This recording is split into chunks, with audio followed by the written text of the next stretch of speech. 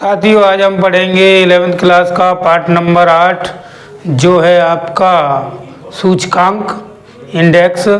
इसके बारे में जानने एमसीक्यू करने की कोशिश करेंगे, एमसीक्यू क्या है इसके।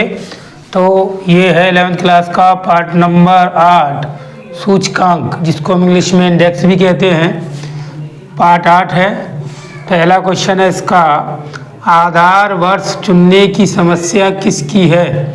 ऑप्शन 1 है निर्देशांक, ऑप्शन 2 है माध्य, ऑप्शन 3 है माध्य विचलन, ऑप्शन 4 है प्रमाप विचलन।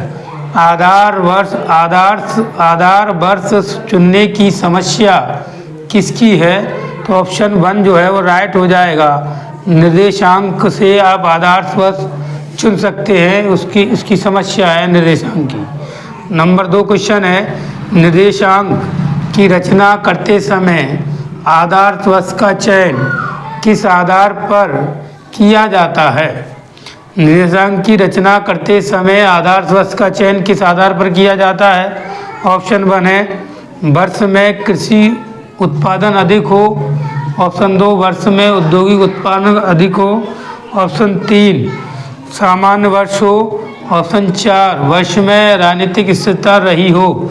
तो 3rd नंबर का ऑप्शन राइट हो जाएगा। सामान्य वर्ष होना चाहिए आधार वर्ष की रचना करते समय या चयन करते समय। तीसरा क्वेश्चन है, आधार वर्ष में उपयोग करते हैं। ऑप्शन 1 है 0, ऑप्शन 2 है 1, ऑप्शन 3 है 2, ऑप्शन 3 है, ऑप्शन 4 है 3। तो आधार वर्ष में उपयोग करते हैं हम 0। राइट आंसर ऑप्शन 1 हो जाएगा। 0 उपयोग करते हैं, 0 उपयोग करते हैं। अगला 4थे नंबर का क्वेश्चन है, सूचकांक को प्रदर्शित करते हैं। ऑप्शन 1 है बीटा 01, ऑप्शन 2 है C01, ऑप्शन 3 है P01, ऑप्शन 4 है P10। तो सूचकांक को प्रदर्शित करते हैं, ऑप्शन 3 राइट आंसर हो जाएगा P01। 5वें नंबर का क्वेश्चन है, मदों के सापेक्षिक महत्व को बताने वाले सूचकांक को क्या कहते हैं। मदों के सापेक्षिक महत्व को बताने वाले सूचकांक को क्या कहते हैं। ऑप्शन 1 है भारित सूचकांक कहते हैं, ऑप्शन 2 है सरल समूहित सूचकांक कहते हैं, ऑप्शन 3 है सरल मूल्य अनुपातों का औसत कहते हैं। तो राइट आंसर हो जाएगा 1 भारित सूचकांक कहते हैं। 6ठे नंबर का कुछ प्रश्न है कि अधिकांश भारित सूचकांकों में भार का संबंध है। तो नंबर ऑप्शन 1 है आधार वर्ष से होता है, ऑप्शन 2 है वर्तमान वर्ष से होता है, ऑप्शन 3 है आधार एवं वर्तमान वर्ष दोनों से होता है। तो सरल मूल अनुपातों का औसत कहते हैं। ऑप्शन 1 राइट हो जाएगा, आधार वर्ष से होता है। सरल मूल्य अनुपातों का औसत अधिकांश भारित सूचकांक में भार का संबंध है, आधार वर्ष से होता है। अधिकांश भारित सूचकांक में आधार वर्ष का संबंध आधार वर्ष से होता है। इसकी जानकारी हम आधार वर्ष से कर सकते हैं। साथ ही आगे के क्वेश्चन अभी और करा। अब देखेंगे हम 9वें नंबर का प्रश्न। 7वें नंबर का प्रश्न पढ़ रहे हैं, सूचकांक 7वें नंबर का क्वेश्चन है, ऐसी वस्तु जिसका सूचकांक में कम भार है उसकी कीमत में परिवर्तन से सूचकांक में कैसा परिवर्तन होगा। ऐसी वस्तु जिसका सूचकांक में कम भार है उसकी कीमत में परिवर्तन से सूचकांक में कैसा परिवर्तन होगा।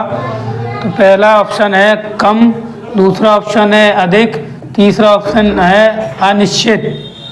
तो ऑप्शन पहला राइट होगा, कम होगा। ऐसी वस्तु इसका सूचकांक में कम भार है उसकी कीमत में परिवर्तन से सूचकांक में कैसा परिवर्तन होगा, कम परिवर्तन होगा।